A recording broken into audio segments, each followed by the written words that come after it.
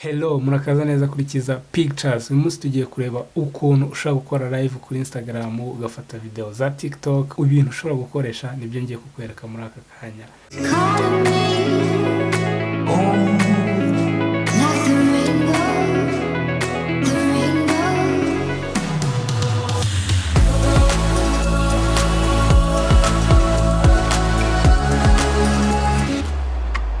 Iyi company ntabwo isponsoringa channel yanjye, gusa nabonye iri gutrendinga kuri Instagram, ndavuga ni reka nanjye ngerageze numve.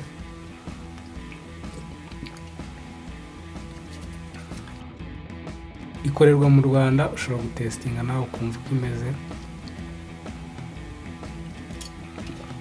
Okay, reka dusubire ku bintu byacu twari tugiye kuvuga. Uyu munsi ngiye kubereka uburyo ushobora gufata video zitandukanye ukoresheje telefone yawe, ariko ukayishyira kuri tripod cyangwa se ku tuntu twabigenewe kugira ngo ubashe kuvuga live hatarimo biriya bintu byo gushakinga. Ari live ugiye gukora amasaha menshi, ntabwo ushobora gufata telefone yawe ngo uyifate kuri iki gihe kirekire. Urabona ko ubutitira ubunyeganyega.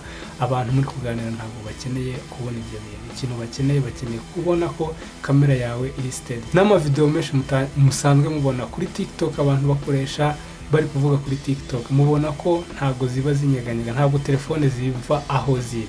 Izo technique bakoresha kugira ngo babereke izo video bakoresheje telefone, nibyo ngiye kubereka uburyo ushobora kuganira n'umuntu ukoresheje telefone. Ikintu cya mbere rero ukeneye tripod. Iyi tripod ni ya telefone, ushobora kuyikuraho kano kantu, aka ngaka gasigaye niko ushyira ku meza, noneho ugafungaho kano, noneho warangiza ukavuga udakoresheje iyi tekinike yo kuvuga gutya. Akandi kantu ukeneye ushobora gukoresha aka ngaka ka telefone, niko ushyiramo telefone, ariko igihe utagafite ushobora no gukoresha, biragusaba ko ukomeza gufata gutya, kandi nibyo tudashaka. Birasaba ko ukura aka kantu ukagashyira kuri tripod niba uyifite, cyangwa se ukagashyira kuri tripod ya telefone yabugenewe kugira ngo ubashe kuganira n'abantu bawe. Ikintu ukeneye rero, ukeneye aka kantu ko gufungaho hano.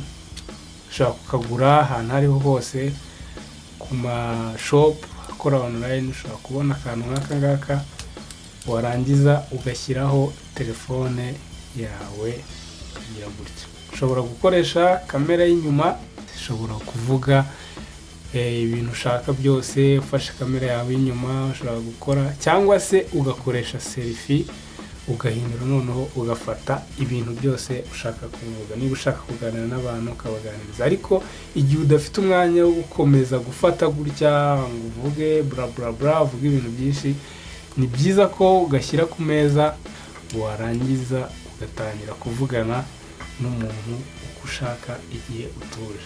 So hello, welcome to my Instagram.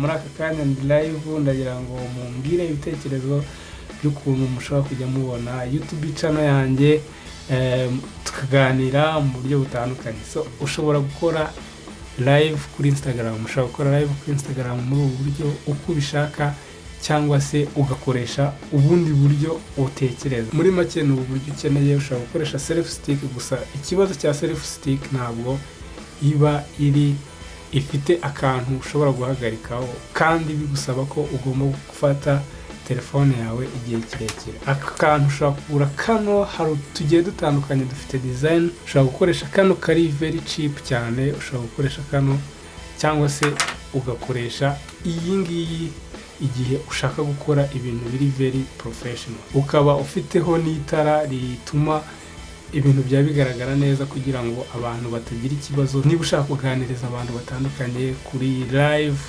yariyo yose, yaba TikTok, yaba Instagram, yaba Facebook, cyangwa no kuri YouTube ukoresheje telefone. Igihe ukoresheje telefone biragusaba ko utagomba kuba ushakinga cyangwa se uri gutwara kamera telefone buri kanya, buri kintu ukoze. Birasaba ko ushyira telefone yawe ahantu hamwe, ugatangira gukora live urebana n'abantu neza, nta kibazo cya shaking.